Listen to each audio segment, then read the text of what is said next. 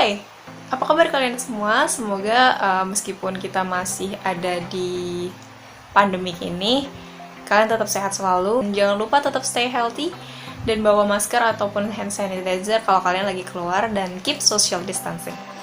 Oke, hari ini aku bakal obrolin tentang bayaran terbesar menjadi seorang industrial engineer.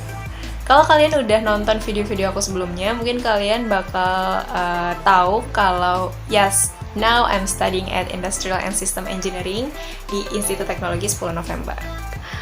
Nah, before I mention some benefits yang bisa kita dapat ketika kita menjadi seorang industrial engineer, mungkin I will start with my background story.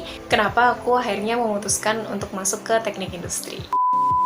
Oke, seperti siswa SMA pada umumnya, kita pasti bakal bingung banget dan kelabakan ketika kita udah kelas 3 SMA, tapi kita nggak punya bayangan sama sekali untuk masuk ke jurusan mana.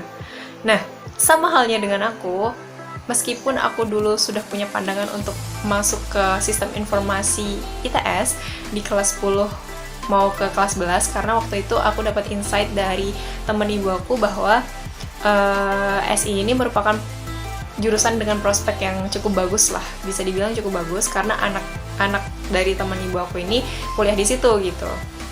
Dan setelah itu aku mulai mencari-cari dan menggali-gali tentang sistem informasi ini seperti apa, terus prospeknya seperti apa, benefit yang bakal aku dapat dari situ apa aja gitu. Cuman salahnya adalah aku lupa untuk membuka kotak yang aku bangun sendiri terhadap jurusan yang aku pengenin ini gitu. Jadi, ibarat tembok, aku tuh udah membangun di sekelilingku kalau mindsetnya ke sistem informasi ITS gitu, tanpa mau mencari-cari jurusan yang lain dengan lebih dalam gitu. Akhirnya, di semua buku aku, di list mimpi dan lain-lainnya itu ditulisin sistem informasi, SI, semua serba SI. Tapi kenyataannya, di akhir masa SMA, aku tetap bimbang nih, karena makin lama kok kayaknya nggak srek di sistem informasi gitu. Nah, saat itu karena aku bingung, dan ada salah satu temen aku, dulu temen SMP satu kelas, dan dia ambil kelas akselerasi di SMA-nya, jadinya dia udah kuliah lebih dulu gitu. Akhirnya aku tanya-tanya sama dia, karena dia kuliahnya juga, karena dia kuliahnya juga di teknik industri ITS gitu. Akhirnya aku tanya-tanya nih tentang teknik industri ITS itu seperti apa, terus tentang dia udah dapat apa aja selama 1 tahun perkuliahan lebih dulu daripada aku gitu kan. Akhirnya ketika dia ceritain tentang hal tersebut, aku ngerasa bahwa it will be fit with my own personality gitu. Mungkin aku cocok kali ya di sana gitu. Akhirnya setelah aku pertimbangkan, aku komunikasikan dengan orang tua juga. Akhirnya kayak dari ibu sama bapak juga support gitu. Dan saat itu hebohnya adalah karena teman-teman aku pada taunya aku pengen banget masuk sistem informasi ITS, mereka bener-bener kaget ketika aku mengubah my decision dari sistem informasi ke teknik industri di H-1 finalisasi SNMPTN gitu. Jadi emang sedikit gambling, karena pada saat itu belum ada sama sekali siswa dari SMA aku yang bisa tembus ke teknik industri ITS gitu. Jadi aku berpikir bahwa it's such a big challenge, but it will be a big opportunity too kalau misal aku bisa tembus dan akhirnya membuka peluang buat adik-adik aku selanjutnya gitu. Nah, long short story, alhamdulillahnya Allah baik banget sama aku dan aku lolos dan masuk ke teknik industri ITS gitu.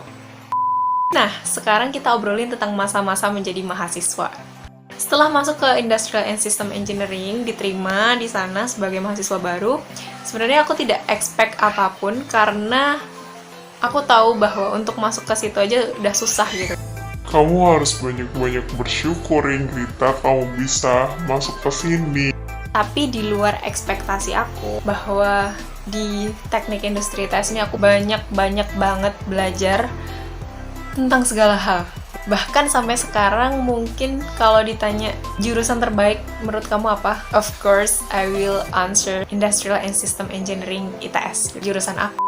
Karena memang based on my experience, aku merasakan itu semua gitu, bahwa jurusan ini bener-bener jurusan yang bagus banget gitu. Ya, tapi disclaimer ya, kalian juga jangan hanya menjadikan aku menjadi satu-satunya referensi gitu. Tapi obrolan kali ini bener-bener based on my experience gitu. Jadi apa yang aku rasakan yaitu aku tuangkan di sini. Nah, Ada banyak banget benefit yang aku dapat selama menjadi mahasiswa di ITS, apalagi sekarang udah semester 7, which is 1 semester lagi aku bakal lulus dari ITS, amin. Dan menurut aku menjadi seorang industrial engineer itu sangat-sangat giving a lot of benefit yang ketika aku tuliskan itu mungkin kertasnya nggak bakal cukup gitu. Oke, ada beberapa benefit utama yang mungkin bakal kalian dapetin. Yang pertama adalah seorang industrial engineer itu tidak hanya belajar tentang satu hal aja, tapi mengintegrasikan banyak sekali hal gitu.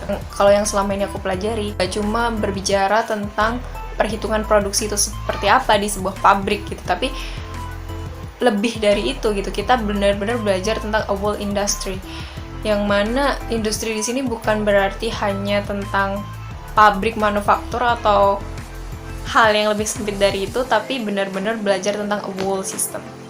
Nah, dari situ, dari awalnya aku yang menjadi mahasiswa baru yang gak tahu apa-apa sama sekali, sampai sekarang aku merasa bahwa mungkin menjadi seorang industrial engineer dan ada di tengah-tengah keluarga besar ITS itu adalah salah satu anugerah terbesar yang pernah aku miliki gitu. Dan yang kedua, di teknik industri juga aku belajar banyak tentang how we can build a good communication with other people, yang mana ya di teknik industri memang belajar juga tentang bisnis, tentang manajemen dan lain sebagainya, yang nggak melulu tentang manufacturing aja. Nah, salah satunya dalam bisnis itu juga kita harus memperhatikan banget tentang voice of our customer kan. Nah, dari situ aku mengambil banyak hal bahwa voice of customer ini benar-benar penting gitu. Apalagi kita sebagai seorang pribadi, kita juga punya customer gitu. Siapa customer kita? Customer kita ya orang yang sedang kita hadapi gitu. Orang yang sedang kita ajak untuk berkomunikasi. Mungkin Ingrita yang dulu belum bisa sebaik ini untuk bisa berkomunikasi dengan orang lain. Yang aku maksudkan dengan komunikasi di sini bukan hanya tentang we deliver something to other people, tapi lebih juga how we can accept another suggestion dari orang lain gitu. Dan di sini aku merasakan bahwa ketika aku bisa mengilhami dengan baik tentang voice of customer ini, akhirnya aku bisa juga gitu loh menangkap dan mengerti maksud orang lain itu seperti apa, menganalisis hal tersebut dengan baik, dan akhirnya itu membuat diri aku bisa perform lebih baik juga di lingkungan dan sosial aku gitu. Nah, dari situ aku belajar banget bahwa untuk mengambil sebuah keputusan atau melakukan sebuah tindakan, itu kita perlu juga untuk memposisikan diri sebagai orang lain gitu, melihat dari kacamata orang lain. Dan itu aku dapetin ketika aku belajar, salah satunya adalah VOC gitu teman-teman, Voice of Customer. Dan itu aku dapetin di teknik industri. Nah, yang ketiga adalah aku dapet a big value dari product life cycle concept, yang mana itu aku pelajari juga di semester-semester cukup awal sih. Menurut aku dari konsep product life cycle ini akhirnya aku ngerti gitu bahwa kita tuh hidup nggak boleh melulu gitu-gitu aja gitu. Ada sesuatu yang harus kita perbaiki, ada sesuatu yang harus kita perbarui dan kita recharge dari diri kita untuk providing a better you. Jadi kalau kita lihat di product life cycle kan di awal tuh kita ada introduction, terus habis itu kita ada pengembangan gitu kan, sampai di titik maturity. Dan kalau misal di titik maturity itu kita tidak improve something, ya kita akan menemui fase decline gitu, dimana ya kita akan tergerus dengan zaman, kita akan tergerus dengan peradaban yang mana sekarang semuanya serba semakin canggih, dan kalau misal kita ketinggalan ya kita akan terseleksi oleh alam dengan sendirinya gitu. That's why hidup kita nggak boleh gini-gini aja. Setiap hari kita harus punya target untuk memperbarui dan mengupgrade diri kita gitu. Nah, yang keempat, aku belajar juga tentang konsep kualitas dan reliabilitas di teknik industri gitu. Ngasih aku insight yang sangat-sangat menyadarkan aku bahwa ketika kita tidak bisa menjaga sesuatu atau memaintenance sesuatu dengan baik, entah itu relationship, entah itu barang, entah itu apapun, ya kita harus siap untuk sewaktu-waktu akan kehilangan hal tersebut gitu. Kehilangan dalam bentuk entah hilang, rusak, atau lain sebagainya gitu. Dan secara kualitas pasti akan menurun ketika kita tidak bisa maintenance some things in a good way gitu. Dan yang kelima adalah mungkin ini the main benefit yang aku dapetin dari menjadi seorang industrial engineer, dan menurut aku ini adalah bayaran terbesar. Dan Masya Allahnya, aku benar-benar bersyukur ketika Allah ngingetin aku bahwa konsep Kaizen ini sebenarnya nggak lepas dari peran aku sebagai seorang muslim gitu. Bahwa aku udah dapat tuntunan, dan aku inget sama salah satu hadis riwayat Ibnu Majah yang mengatakan bahwa sesungguhnya amal ibadah terbaik itu adalah amal ibadah yang dilakukan secara kontinu meskipun itu sedikit gitu. Ini kalau kita sadar bahwa konsepnya itu benar-benar sama persis dengan Kaizen, which is dalam setiap yang kita jalani di kehidupan, kita itu perlu menerapkan prinsip PDCA atau Plan, Do, Check, and Act. Jadi kita tuh perlu loh untuk merencanakan target-target apa aja sih yang mau kita ambil atau mau kita raih di hari-hari kedepannya gitu. Meskipun itu bukan target atau mimpi yang besar, tapi perlu untuk menentukan hal itu gitu, karena mungkin hidup tanpa tujuan tidak akan memberikan kita semangat gitu. Dan kita harus menentukan tujuan itu dari hari ke hari, bahkan mungkin dari jam ke jam kita harus punya target gitu. Dan untuk do-nya ya kita harus melakukan itu gitu. Untuk check-nya kita harus evaluate gitu loh. Apakah segala sesuatu yang selama ini kita lakukan itu sudah proper dan sesuai dengan tuntunan yang kita anut, atau sudah sesuai dengan norma yang ada, atau sudah sesuai dengan kepentingan banyak orang. Setelah itu, untuk action, ketika kita mau ngambil tindakan atau action, kita harus mempertimbangkan banyak hal, kita harus melihat dengan kacamata orang lain, dan juga the action that we will take harus mempertimbangkan juga apakah aksi tersebut yang akan menjadikan kita hanya di titik tersebut, atau aksi-aksi yang bisa mendorong kita untuk menjadi kita yang lebih baik gitu.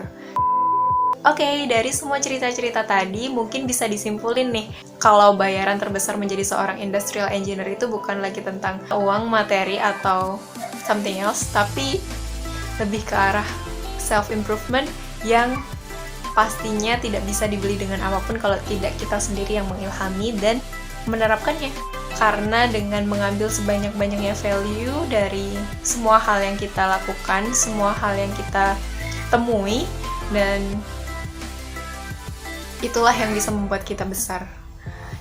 Oke, mungkin untuk video kali ini obrolinnya sampai di sini. Mungkin untuk kalian yang merasa dapat valuable meaning, kalian bisa komen di bawah, atau kalian yang mau giving another suggestion untuk another topic, next topiknya kita mau obrolin tentang apa, kalian boleh banget komen di bawah, because I'm very open for it. Tapi aku ada 2 quotes yang benar-benar aku suka dan mungkin akan menutup perjumpaan kita kali ini, yaitu quotes kesukaan aku dari Eyang Habibie, jadilah mata air yang bisa memberikan kehidupan di sekitarmu, dan quotes dari salah satu dosen aku yang benar-benar change my life, dimana kita harus siap untuk mengenalkan diri ketika kita bertemu dengan siapapun. Karena gelas yang penuh akan sulit untuk diisi kembali dan bahkan akan tumpah. Tapi ketika kita menghadapi seseorang dengan gelas yang kosong, kita akan mudah untuk mengisinya dan mendapatkan banyak value dari orang lain. Dadah, thank you very much for watching and see you!